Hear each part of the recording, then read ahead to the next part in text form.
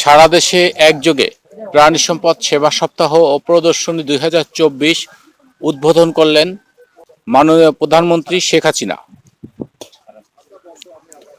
আমরা এসেছি আজ নাজিরপুর ভেটেরিনারি হসপিটালের আওতায় প্রাণী সম্পদ প্রদর্শনী মেলায়। এই মেলায় সভাপতিত্ব করেন ফাতিমা আরজিন তন্নি, উপজেলা নির্বাহী কর্মকর্তা। এই মেলাটি সম্পূর্ণভাবে তত্ত্বাবধান করেন জনাব তরিকুল ইসলাম ফিরন, ইউএলও নাজিরপুর উপজেলা। আর মেলাটি পরিচালনা করেন livestock and dairy development project.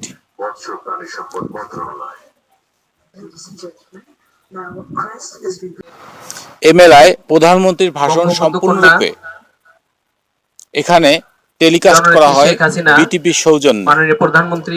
বিভিন্ন স্থান থেকে কৃষকরা তাদের পোষা প্রাণী এবং শৌখিন ব্রিডাররা তাদের পোষা পাখি এবং পোষা পশু নিয়ে আসেন স্বতঃস্ফূর্তভাবে এই মেলায়। আসলে প্রকৃতি একটু বিরূপ, কারণ গতকাল সন্ধ্যায় একবার বিশাল একটা ঝড় হয়ে গেল এবং প্রকৃতিতে অনেক গরম থাকার কারণে মেলার বক্তব্য সংক্ষিপ্ত করা হয়। পশু পাখি নিয়ে এসেছেন এবং একই সাথে যারা এখানে উপস্থিত রয়েছেন সবাইকে ধন্যবাদ জানাচ্ছি।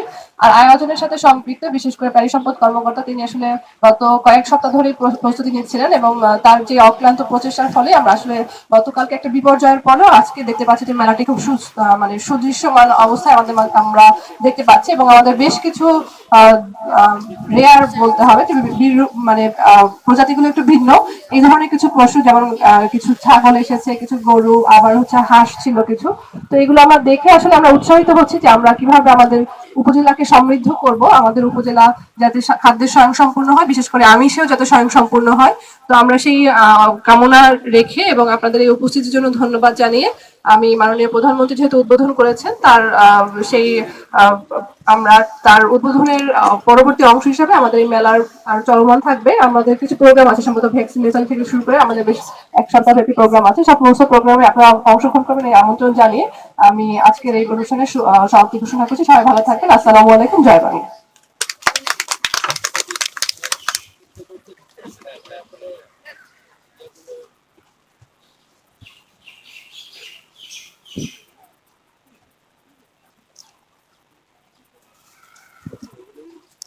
মেলায় প্রধান অতিথি হিসেবে উপস্থিত থাকার সদয় সম্মতি জ্ঞাপন করেছিলেন সমা রেজাউল করিম এমপি, পিরোজপুর 1 আসন। এ মেলায় উপস্থিত ছিলেন বিভিন্ন ইউনিয়নের চেয়ারম্যানগণ, ছিলেন বিভিন্ন পর্যায়ের খামারি এবং শৌখিন পশু পাখি প্রেমিকরা। মেলায় বিভিন্ন স্টল তৈরি করা হয়। প্রথম যে স্টলটি দেখছেন এটা উপজেলা প্রাণী সম্পদ দপ্তরের স্টল। বিভিন্ন ইনস্ট্রুমেন্ট এখানে দেখানো হয়েছে। এই উপজেলা এখন ডিমের স্বয়ংসম্পূর্ণ। এখান থেকে বিভিন্ন ডিম বাংলাদেশের বিভিন্ন স্থানে পৌঁছে যাচ্ছে। সেই ডিমের ব্যবস্থা রাখা হয়েছিল এখানে। যে সমস্ত মুরগি ডিম দিয়ে থাকে এবং মাংস উৎপাদন করা হয় সেই সমস্ত মুরগির প্রদর্শনী ছিল এই মেলাতেই। অনেক শৌখিন পাখিপ্রেমী এখানে তাদের পাখি নিয়ে এসেছিল। ককাটেল, বাজরিগড়, লাভ বার্ড সহ বিভিন্ন প্রকার পাখি এখানে এনেছিলেন। ঘুঘু, কবুতর, বিভিন্ন প্রজাতির কবুতর এই মেলায় আনা হয়েছিল।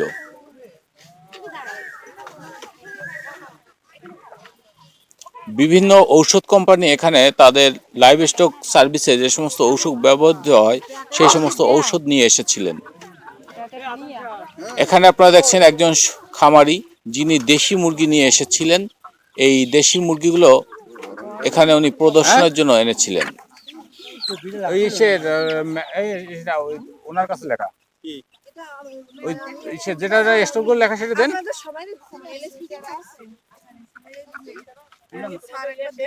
প্রত্যেকটা স্টলের নাম লেখেন প্রাণী সম্পদ সম্প্রসারণ কর্মকর্তা এবং পুরস্কার দেওয়ার ব্যবস্থা করা হয়। একজন খরগোশ খামারি বেশ কিছু খরগোশ নিয়ে এসেছিলেন।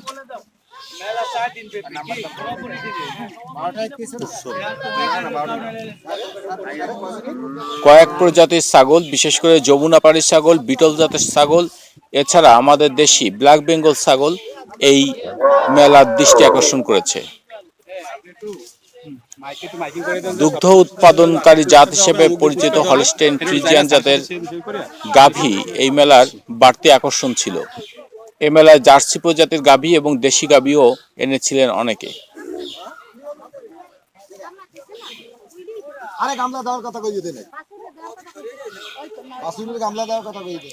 এ মেলার নারী পুরুষ সকলেরই অংশগ্রহণ ছিল চোখে পড়ার মতো। মোহাম্মদ আলী এনেছিলেন এখানে একটি ঘোড়া, যিনি শখ করে এই ঘোড়া এনেছিলেন। ওনার বাড়ি যেতে একটু পথ কাদা, তাই উনি 15,000 টাকা ব্যয় করে এই পথে যাওয়ার জন্য এই ঘোড়াটি এনেছেন খুলনা থেকে, তাই উনি এখানে এনেছিলেন। কিনা কত? দেশি এবং শঙ্কর জাতের বিভিন্ন প্রকার ষাঁড় এই মেলার দৃষ্টি আকর্ষণ করেছে সকলকে। ঘোড়ার দাম খুবই কম, আপনি যদি একটু উত্তর অঞ্চলে যেতেন খুব কম দাম। নাজিরপুর উপজেলা মাংস এবং দুধ উৎপাদনের স্বয়ংসম্পূর্ণ এবং তার প্রমাণ হচ্ছে এই মেলা।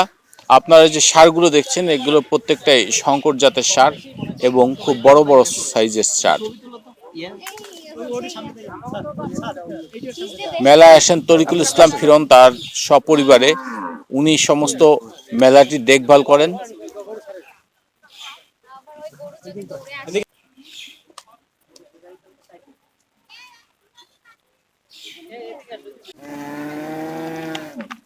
মেলায় খামারিরা বিভিন্ন প্রকার হাঁস নিয়ে আসেন, বিভিন্ন প্রজাতির মুরগি নিয়ে আসেন। এছাড়া প্রত্যেক খামারিকে মেলা কর্তৃপক্ষের মাধ্যমে খাদ্যপট, খাদ্য, পানির পট বিতরণ করা হয়।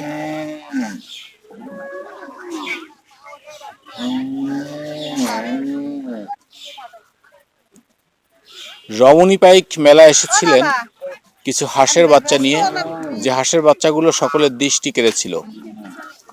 উনি বোঝাতে চেয়েছিলেন হাঁসের বাচ্চা কিভাবে এই গরমে পালতে হয় বা ব্রুডিং করতে হয়। অনেকে এসেছিলেন চীনা হাঁস নিয়ে, মাস্কবি হাঁস।